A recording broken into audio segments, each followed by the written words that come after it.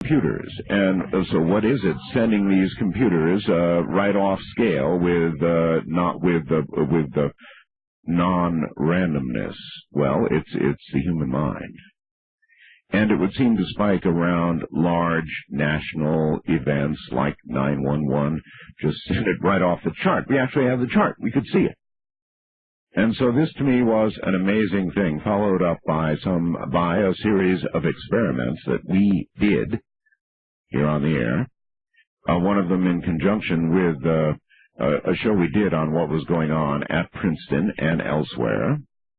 And now comes George Orr and Clif, and I think they've walked into exactly the same realm. They've just taken a different corridor to get there. They were sending out these, well, bots, they'll call them, into the web.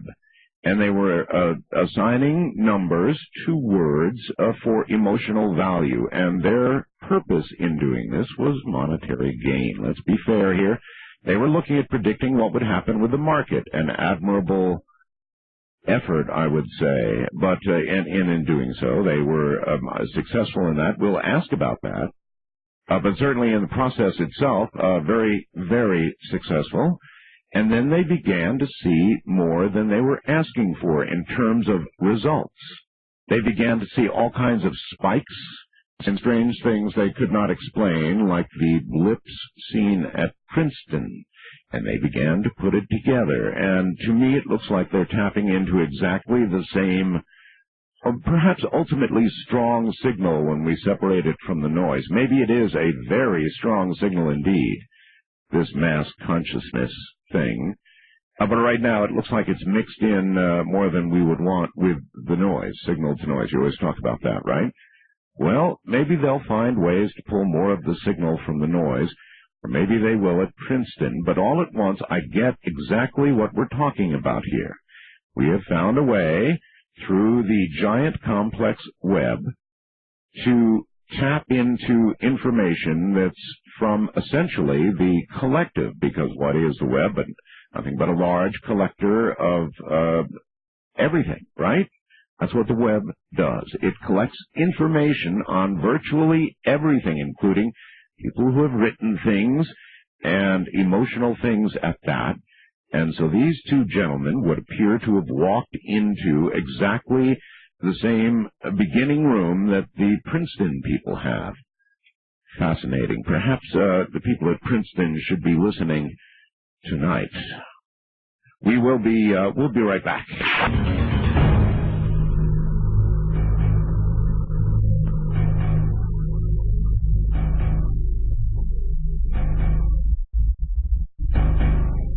Certainly there is no greater single source of information, collective, current, contemporary human thought, no greater collection of it on the face of the earth, greater than on the Internet. Wouldn't that be true? Absolutely. No question about it.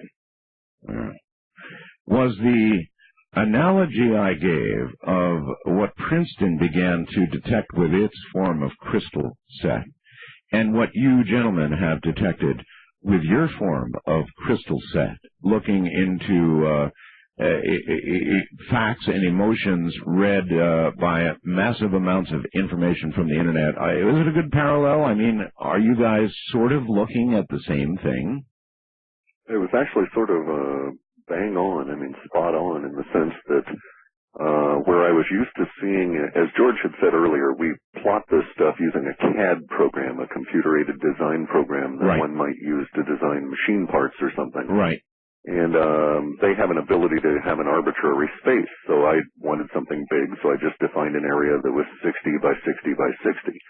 And I was used to seeing these little dots representing a collection of information, a data set, if you will, moving about in a more or less chaotic and semi-random fashion, bearing in mind that each one might represent a company or how somebody felt about an industry or something like this, because we were economically focused.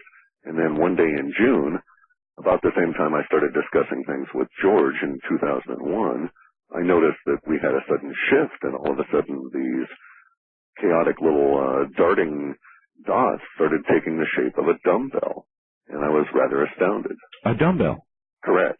They started narrowing in the middle as though they were going to form that part of the area a hand might grasp. And then there was a very definitive bulge at either end. And it's not as discrete as I make it sound because the dots have a lot of space between them.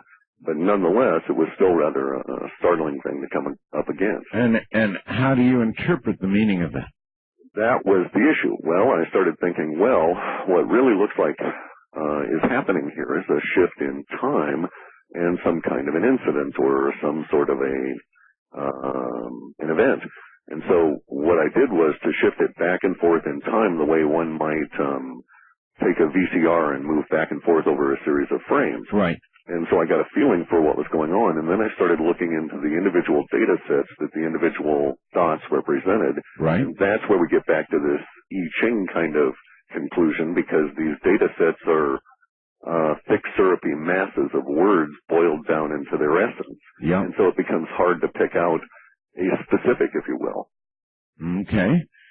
But even a general, I mean, how did you first discern? The scary part was the very first thing I saw when I went on into the data set was that the core of it was the set of words that I had chosen previously to represent basically the moneyed interests of the planet. That is to say, how currency flows, etc. Mm-hmm.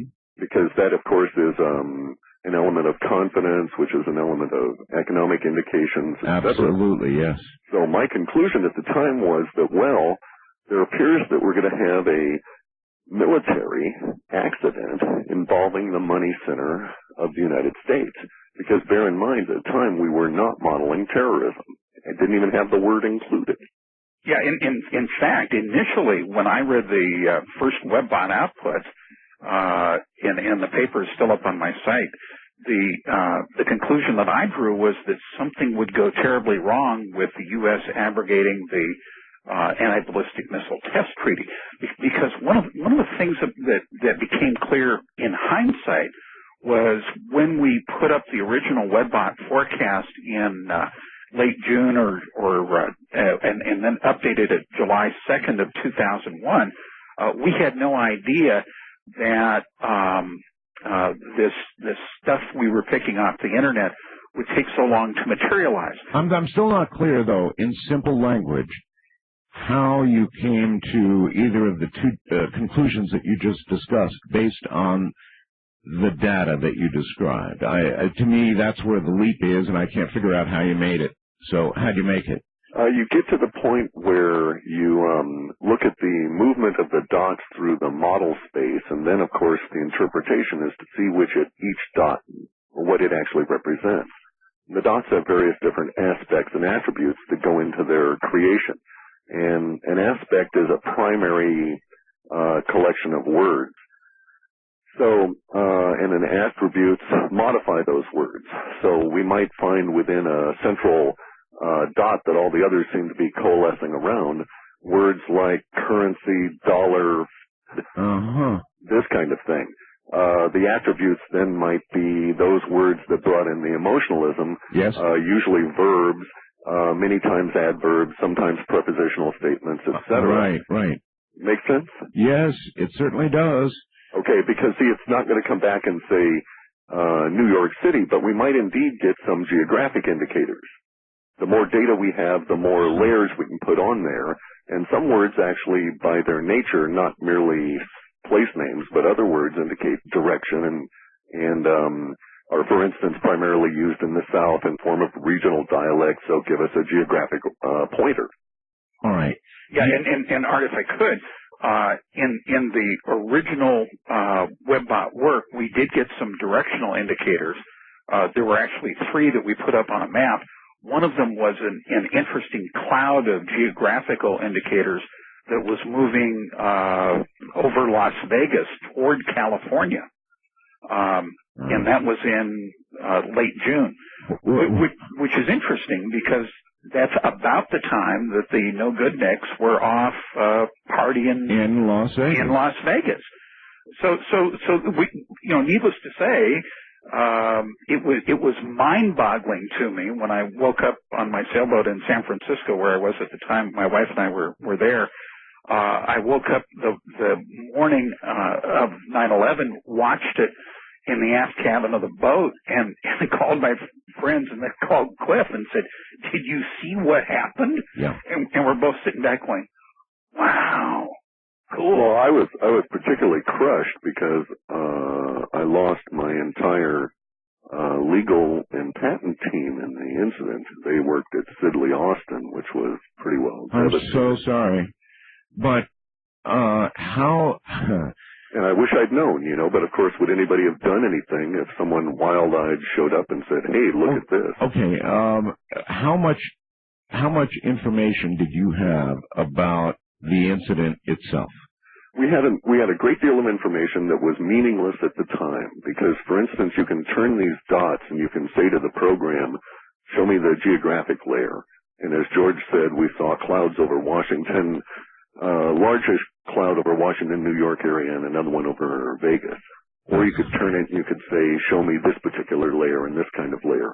We had many details that indicated something was up, and we interpreted them. Okay, with the Princeton information, they actually graph the noise. If you've ever seen an oscilloscope, for example, graphing a noise floor, they graph the noise floor of the normal random nature of the computers that they've got planted out around the world.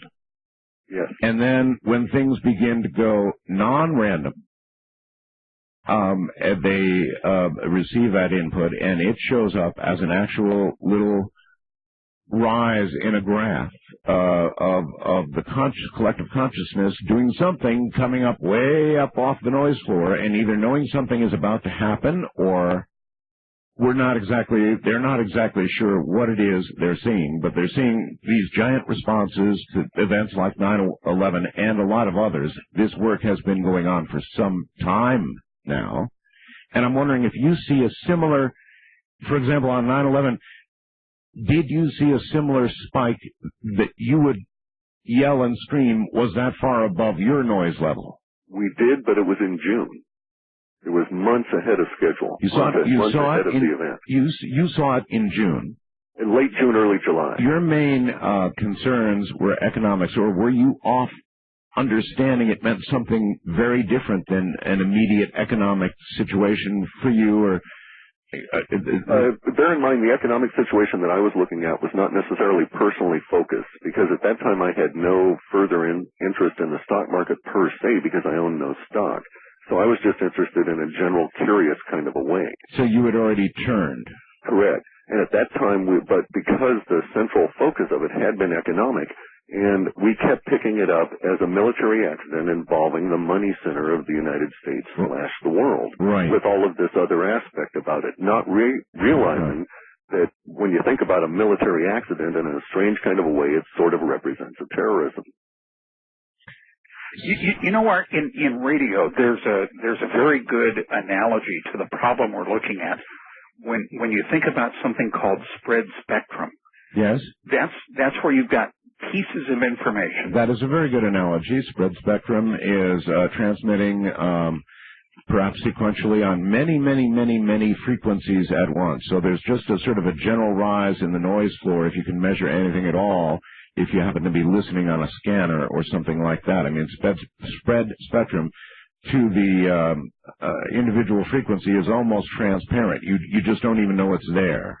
Exactly. And that's really what, in a sense, what Prince